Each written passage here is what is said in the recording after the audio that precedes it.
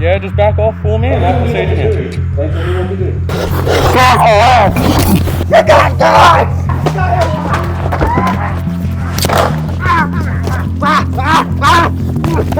That really, that just took it to another level.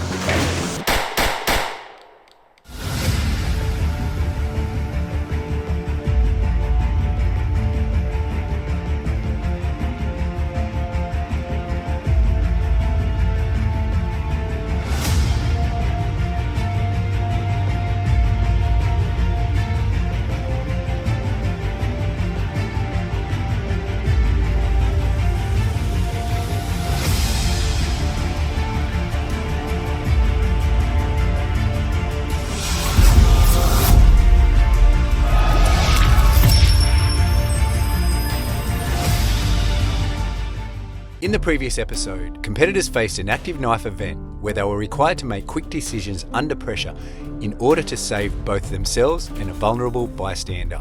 At the end of the event, Adrian is in first place with Dylan and Mitch closing in. In this episode, competitors will face a variety of physical fitness tasks that are designed to compare their physical attributes and one drill to test another aspect of knife defense. Let's head to the first location to start today's proceedings.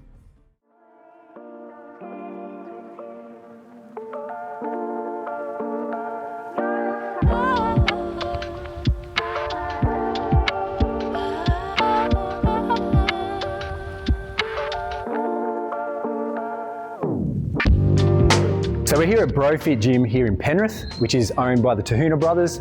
Jamie Tahuna used to fight in the UFC and his brother Tama was a champion kickboxer. What we have here is, it's a little bit unique. It's Australia's first men-only gym and it specialises in HIIT training and boxing. The point of difference they have though is they have a strong focus on men's mental health. So at the end of each session, they have a discussion, they all sit around and talk about their problems and things like that. And it's a really unique sort of focus that it's often needed, it's much needed in our society. Physical fitness plays a crucial role in one's ability to defend themselves. You need to be able to outrun, out-endure, and if it comes to it, fight harder and longer than your attacker. Technique can only get you so far. Physical attributes and athleticism matter. If we define fitness, there's different elements. You've got cardiovascular capacity, you've got muscular strength, you've got muscular endurance, you've got your flexibility, and then you've got your body composition, fat to muscle ratio, things like that. Now, fighting wise, we've got to think about this. Fighting isn't a one rep max scenario, is it? You know, one big lift, that's it, it's all done. Hopefully, but it doesn't turn out that way. So what we're going to look at today is, there will be an element of strength. I'm going to focus more on the muscular endurance side of it, because that's more useful. Anybody who's ever grappled will realise exactly how useful that is. You just sparred, you know muscular endurance is a big deal. We're going to look at then your cardiovascular as well, because again, if you can't process that oxygen and get it into your bloodstream, you're going to start running out of all the good stuff, aren't you? All right. So what we're going to do is, I designed this test then. It's a very simple test. It's for operational personnel. It can be done in a local gym that's got the prescribed amount of equipment. You can do the test, you can send it in, okay, you're good to go, you can attend a course, or you can go on the operation. I want people to be fit before we start training. I don't want to make you fit. That's your job. The way it's going to go is, we're going to go in twos. The first thing's going to be a dead hang. That's going to test your grip.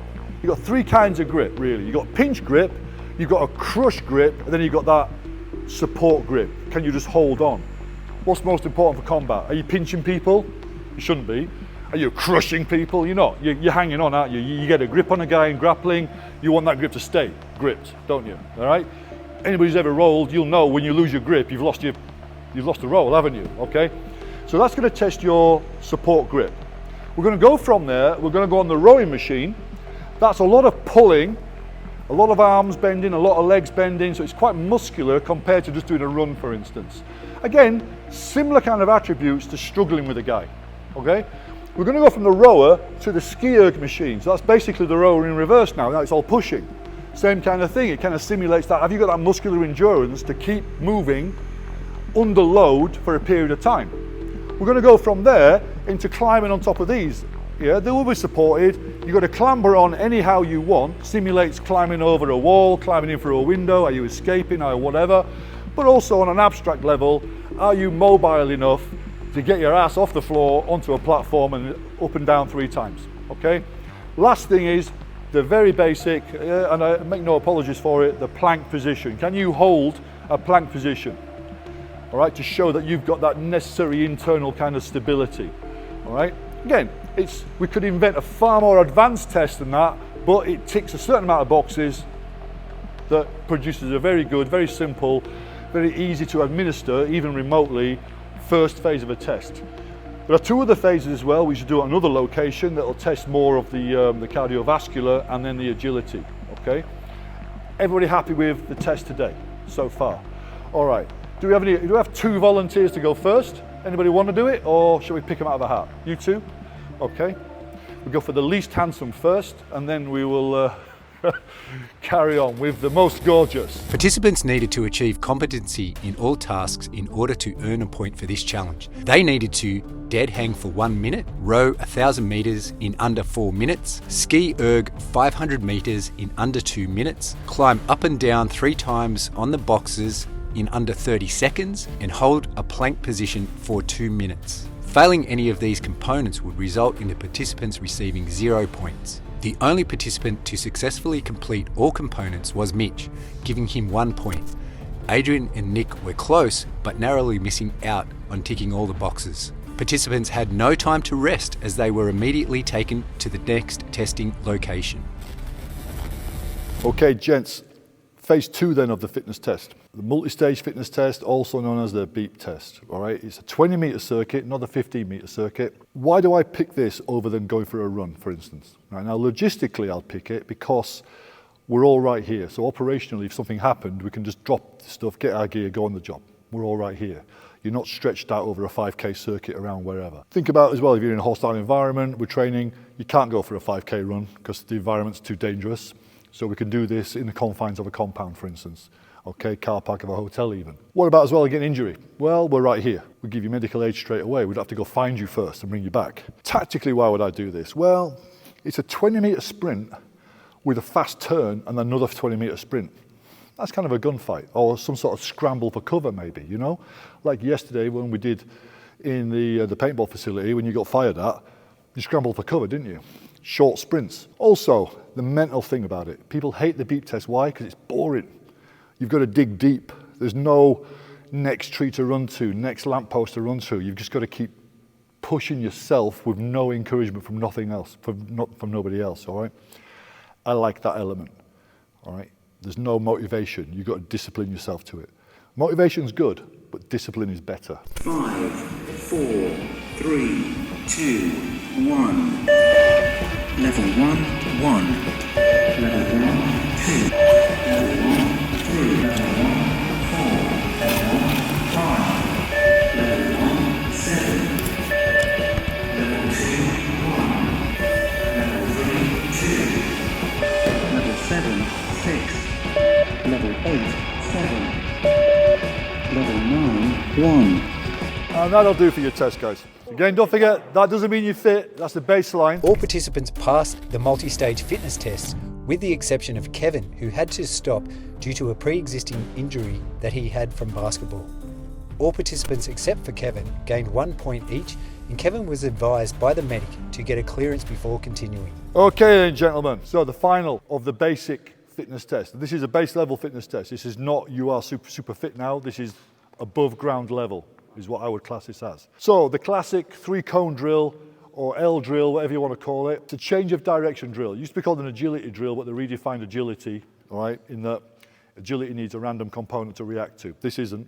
What's going to happen is you're going to start here, one hand on the floor, 1 foot on this line. On the go, you run to this cone, run back, touch this cone, run around this cone, run all the way around this one, run back, and then it's a sprint through to finish on the time. We're looking for sub 9 seconds for that whole thing. Guys twice our size in the NFL are doing it sub 6 seconds. Right? Now think about this. This is going to be a scramble. Don't try and do it neat. It's a scramble to cover. It's a great preceding drill before going on the range, for instance. It shows like your reaction to some stimulus.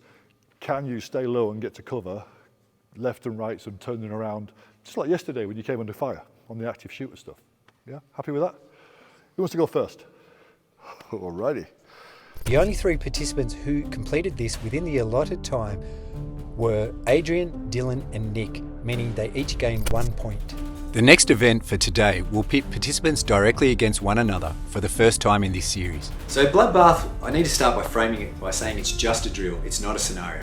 Sometimes you just have to roll up your sleeves and get your hands dirty, so to speak, and test some ideas out, and this is a prime example of this. Now, a lot of people claim that in a knife encounter, the amount of blood and bodily fluids that are spilled greatly impacts the combatant's ability to be able to control weapon-bearing limbs and the weapon itself. It makes it a little bit too slippery. So what we did is we covered the participants' arms and hands as well as the knife in fake blood to replicate this, and to ensure that it was a grappling-based engagement, we put them on the ground, made them start on their knees and stay on their knees. As well as that, we covered their heads for a few reasons. First of all, to elicit a fear response, and also so they had to sort of process the environment and also who they were up against. We didn't want them to know who they were fighting or what was going on essentially. And we also wanted them, we didn't want them to know it was a knife engagement. They had to see it, recognize that, pick it up and use it, which some of them didn't. And to score points for this, basically it was 1 point for a win, 0 points for a loss, and if someone did anything that was extraordinary, we gave them another point. What we're doing now is a ground-based engagement between the two of you. So this isn't a scenario, so don't worry about a backstory of why we're doing this or whatever. We're going to have a handler each who's going to obstruct your vision initially. As soon as the covering comes off your face, it's game on to you to whatever's at your convenience, by all means utilise. Okay, but you've got to stay on the ground, don't stand up. So shake hands. Yep. Handless. The first fight is between Nate and Kev.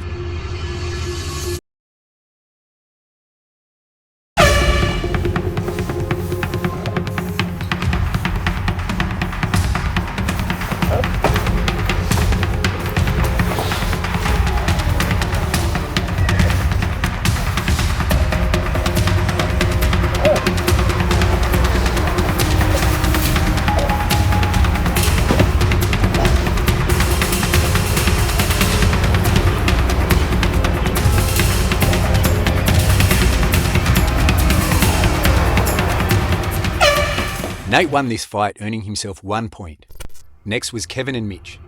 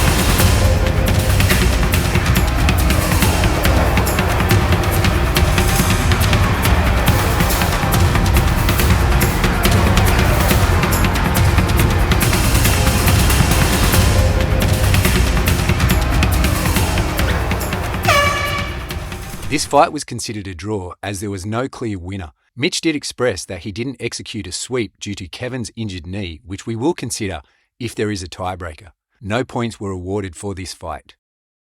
I didn't even realise I was knife in play. Yeah. Until he just said something, I didn't notice I was a knife before. Next is Nick and Nate.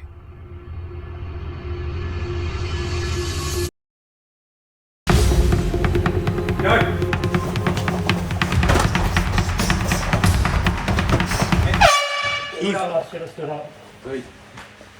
Reset.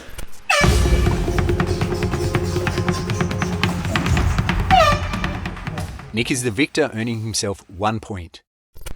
That was horrible. That's probably the worst one I've done. Sorry, mate. Obviously, I wanted to see my family and go back home, and I had to do what I had to do. Instant just took over because I felt like I was actually being shanked for real. That just took it to another level. Yeah. I thought we were in a terrorist attack. Yeah. Like I didn't think, well, they could be making us fight. Then all of a sudden I have to kill my brother. So. Nick and Dylan are next.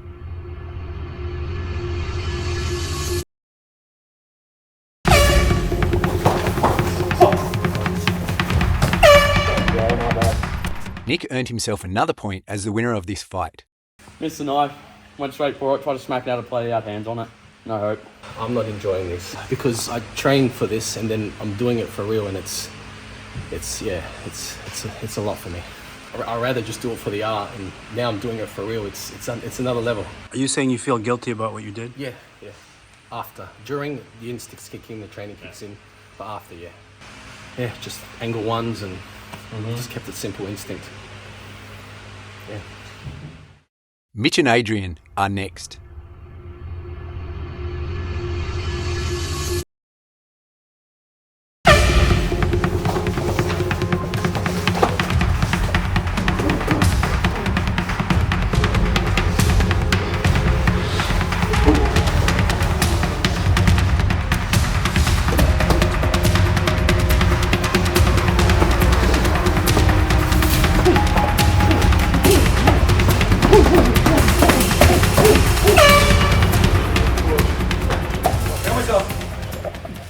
The fight was considered a draw, which normally results in no points. However, because this duel was so good, the staff decided to award them a point each for such an awesome display.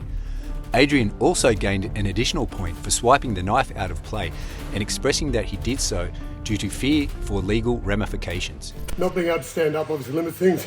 Not wanting to pull the guard and be on the back, not ideal as well. Tried to snap him down, posted out very strong. Once got double necktie, loaded back, elbow, punch, punch, punch. And then cop some more on the way back. Pulled the knife because I had to sort of lunge for it. I thought, nah, let's get it out of play. Does this play at all into this scenario for you? 100%. Talk to me about it. It obviously makes things slippery, so you don't always have the best control over the knife. The blood definitely makes it a lot harder. Just that visceral of the mindset of thinking, am I cut, is he cut? And yeah, it just makes things that little bit more slippery as well. If you're thinking about trying to go for the blade, can I even keep hold of it? How do you feel about each other now? Fucking hate him. No, he's a good bloke. It's a good battle. Good right hand. I think everyone's been waiting for it, so I know I have. I think he has been too, so that was good. Thank you. Next was Adrian and Dylan.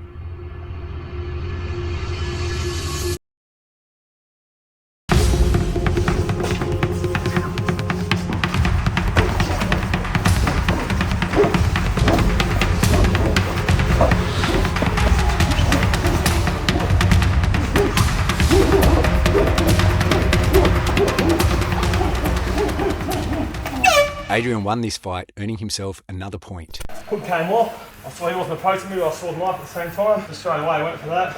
Just started attacking. I don't even know if you realised I had the knife. No, I didn't spot I didn't spot the knife at all. I've come out, I'm like, alright, there he is. Try and move, thinking it's just me on you. And then you grabbed it, and I'm like, fuck, he just grabbed something. Figured it was a knife. That was me done. As a result of this challenge, Adrian gains 3 points, Nikola gains 2 points, Nate and Mitch gain 1 point apiece. Kevin and Dylan did not receive any points for this challenge. So the final standings are Adrian in first place with 13, Dylan in second with 8, Mitch and Nick are in third with 7 points apiece, and Kevin and Nate are on 3 points each. It's all about what training is. What's training? Training's rehearsal, isn't it? So think about it though, not everything has to be a full dress rehearsal. We've done that, haven't we? We've done the scenarios where there's a plot, there's a script, there's this and there's that. Sometimes you just want to work on some aspects of the training. You want to tick some boxes. Now, straight away, you worked from a position of disadvantage, didn't you? Why is that? Because it's harder. Yeah. Do you want to make training easier or do you want to make training harder? Why were you on your knees, do you think? Because it's harder. That's it. Not everything has to have an actual real world context-based, plot-driven, whatever. Sometimes you want to work, just tick some boxes, don't you? All right? I mean, if you want to talk about why were you on your knees, all right, I broke your leg. That's why you're on your knees. If you want to talk that way, but other than that, it's an attribute, isn't it? It's an abstract dynamic ability foot factor really on you to make it harder for you. All right. So don't forget, if you can function with artificial constraints like that, what happens when we take the constraints off? You'll function better. But, you know, everybody can make hay when the sun's shining. So how about when it's raining? Let's train in the rain. Fuck on that. Exactly. Yeah. Make it harder than it has to be. All right. And then when that's taken away from you and you can stand up. You can deal with a guy on your knees, you deal with a guy on your feet even better, yeah? Mick, I got a question for you. This was a very intense and visceral moment individuals shared with one another. Have you got any advice for them on how to process that? First off, when it's a big shock to you like this, exposure cures that. You know, the more times you do things, the more desensitized, but the more aware you are of them, and it's less of an impact on you psychologically and physically, you know. You've also got to think about it. What if you didn't do what you had to do? What's the outcome? I mean, you might want to be a pacifist, but will he? That's the thing, isn't it? You know, we all want to go home. Sometimes that might mean doing something heinous, but if you don't do it, if your option is not to do that, you can't bring yourself to do it, think about the impact it's going to have on all the people that care about you when you're not there anymore. Hugs and high fives. Fuck yeah. You're a teammate.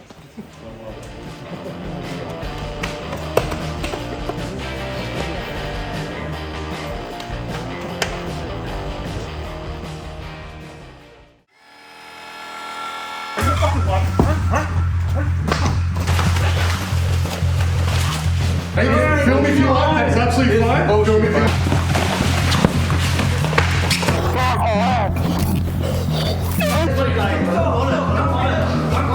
Fucking fight! I got no interest in an